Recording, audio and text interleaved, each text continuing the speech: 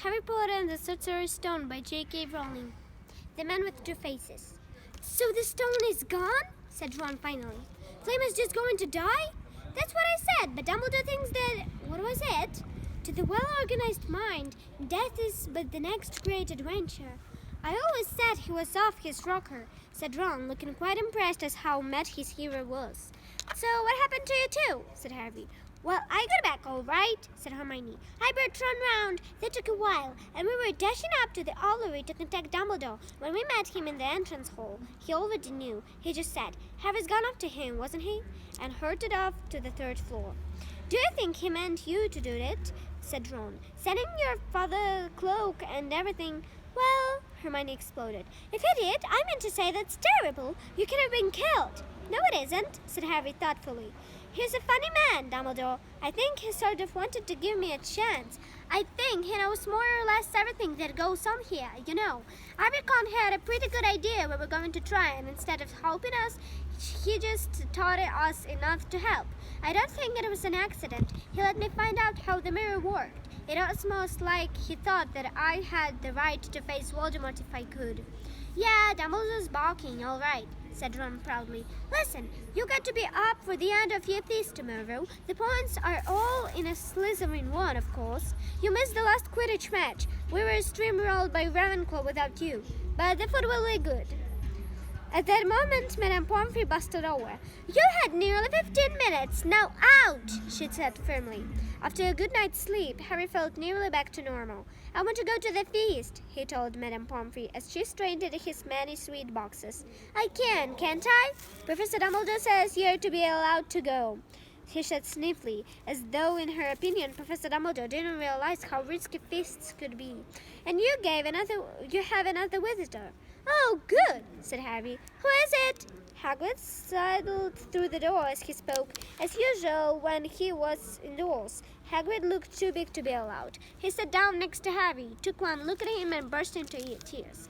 It's all my very fault, he sobbed, his face in his hands. I told the evil gift how to get past Fluffy. I told him. It was the only thing he didn't know, and I told him. You could have died. All for a dragon egg. I'll never drink again. I should have been chucked out and made it to life as a muggle. Hagrid, said Harry, shocked to see Hagrid shaken with grief and remorse, great tears leaking down into his beard. Hagrid would have found out somehow. It is Voldemort we're talking about. He'd have found out even if you hadn't told him. You could die, sobbed Harry, and that's in the name. Voldemort!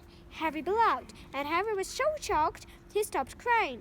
I've met him and I'm calling him by his name. Please cheer up, Hagrid. We saved the stone. It's gone. He can't use it. Have a chocolate frog. I've got lots. Hagrid wiped his nose on the back of his hand and said, That reminds me, I've got you a present. It's not a stout sandwich, is it? Said Harry anxiously, and at last Hagrid gave a weak chuckle. Nah, Dumbledore gave me the day off yesterday to fix it. Course, he should have stalked me instead. Anyway, got you this. It seemed to be a handsome, leather-covered book. Harry opened it fiercely. It was full of wizard photographs. Smiling and waving at him from every page were his mother and father. Sent all us off to all your parents, old school friends, asking for photos. Knew you didn't have any. Do you like it? Harry couldn't speak, but Hagrid understood. Harry made his way down to the end of year feast alone that night. He had been held up by Madame Pomfrey's fussing about, insisting on giving him one last check-up, so the great hall was already full. It had decked out in the Slytherin colors of green and silver to celebrate Slytherin's winning the House Cup for 7th year in a row. A huge banner showing the Slytherin serpent covered the wall behind the high table. When Harry walked in, there was a sudden hush and everybody started talking loudly at once. He slipped into his seat between Ron and Hermione at the Gryffindor table and tried to ignore the fact that people were standing up to look at him. Unfortunately, Dumbledore arrived no moments later. The bubble died away. Another year gone! Dumbledore said cheerfully, and I must trouble you with an old man's wheezy waffle before they sink our teeth into a delicious feast. What a year it has been. Hopefully your heads are all a little fuller than they were. You have the whole summer ahead to get them nice and empty before next year starts. Now, as I understand it, the House Cup here needs awarding and the points stand thus. In 4th place, Gryffindor, with 312 points. In third, Hufflepuff with 352. Ravenclaw have found 126, and Slytherin found 172. A storm of cheering and stamping from out of the Slytherin table. Harry couldn't see Draco Malfoy banging his goblet on the table. It was a sickening night. Yes, well done, Slytherin, said Dumbledore. However, recent events must be taken into account. The room was very still. The Slytherin smiled faded a little. Ahem, said Dumbledore. I have a few last-minute points to dish out. Let me see. Yes. First, to Mr. Ron Weasley. Ron went purple in the face. He looked like a radish with the bad vermin. For the best played game of chess Hogwarts has seen in many years, I award Gryffindor House 50 points. Gryffindor cheers nearly raised the bewitched ceiling. The stars overhead seemed to quiver. Percy could be heard telling the other prefects, "My brother, you know, my youngest brother, got Miss McGonagall's giant chess set." At last, there was silence again. Second, to Miss Hermione Granger for the use of cool logic in the face of fire. I award Gryffindor House 50 points. Hermione buried her face in her arms. Harry strongly suspected she had burst into tears. Gryffindor up and down the table were beside themselves. They were 100 points up. Third, to Mr. Harry Potter, said Dumbledore. The room was very quiet. For the pure nerve and outstanding courage, I award Gryffindor House 60 points. The din was defeating. Those who could add up while yelling themselves hoarse knew that Gryffindor now had 472 points, exactly the same as Slytherin. They had drawn for the house cup. If only Dumbledore had given Harry just one more point. Dumbledore raised his hand. The room gradually fell silent. There are all kinds of courage, said Dumbledore, smiling. It takes a great deal of bravery to stand up to our enemies, but just as much to stand up for our friends. I therefore award 10 points to Mr. Neville Longbottom. Someone standing outside the great hall might well have thought some sort of explosion that had taken place. So loud was the noise that erupted from the Gryffindor table. Harry, Ron, and Hermione stood up to yell and cheer as Neville, white with shock, disappeared under a pile of people hugging him. He had never won so much as a point for Gryffindor before. Harry, still cheering, munched Ron in the ribs and pointed at Malfoy, who couldn't have looked more stunned and horrified if he just had the body-bent curse put on him. Which means, Dumbledore called over the storm of applause, for even Ravenclaw and Hufflepuff was celebrating the downfall of Slytherin. We need a little change of decoration. He slapped his hands. In an instant, the green hangings became scarlet and the silver became gold. The huge Slytherin serpent vanished and a towering Gryffindor lion took its place. These are the new decorations.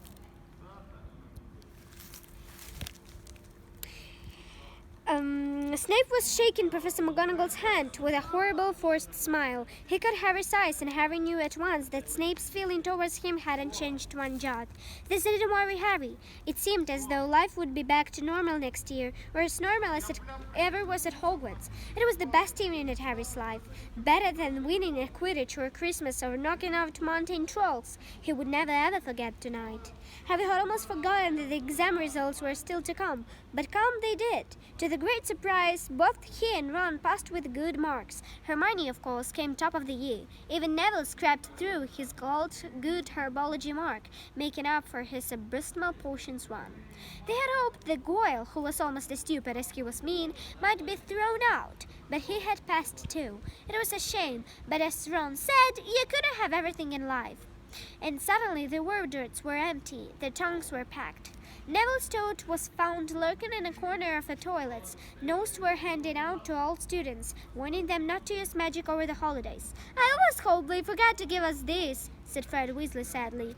Hagrid was there to take them down to the fleet of boats that sailed across the lake.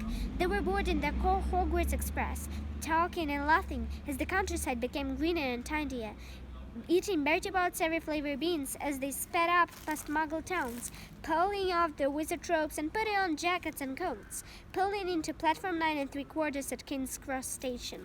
It looked quite a while for them all to get off the platform.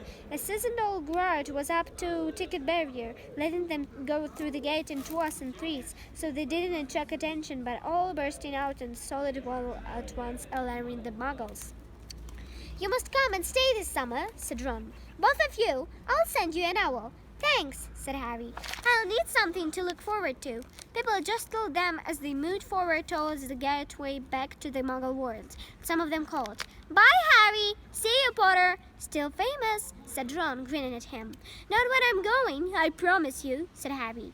He, Ron, and Hermione passed through the gateway together. "There he is, Mom! There he is! Look!" It was Ginny Weasley, Ron's younger sister, but she wasn't pointing at Ron. "Harry Potter!" she squealed. "Look, Mom, I can see—" "Be quiet, Ginny, and it's rude to point." Mrs. Weasley smiled down at them. "Busy here?" she said. "Very," said Harry. "Thanks for the fudge and the jumper, Mrs. Weasley." "Oh, it was nothing, dear." "Ready, are you?" It was Uncle Vernon, still purple-faced, still mustached, still looking furiously at the nerve of Harry, carrying an owl encaged in a station full of ordinary people. Behind him stood Aunt Petunia and Dudley, looking terrified at the very sight of Harry. "You must be Harry's family," said Mrs. Weasley. "In a manner of speaking," said Uncle Vernon. "Hurry up, boy, we haven't got it all day." He walked away. Harry hung back for a last word with Ron and Hermione. "See you over the summer, then." "Hope you have a good holiday," said Hermione, looking uncertainly after Uncle Vernon, shocked that everyone could be so unpleasant. "Oh, I will," said Harry, and they were surprised at the grin that was spreading over his face. "They don't know we're not allowed to use magic at home. I'm going to have a lot of fun with Dudley this summer." This is Hogwarts.